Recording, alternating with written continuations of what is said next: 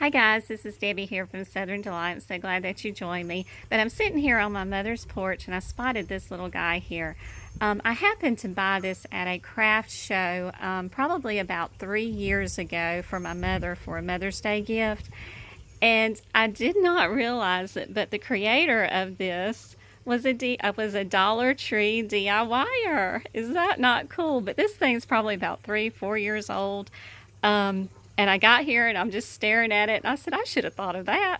But this is such a unique bird feeder. And it's made out of, can you guess?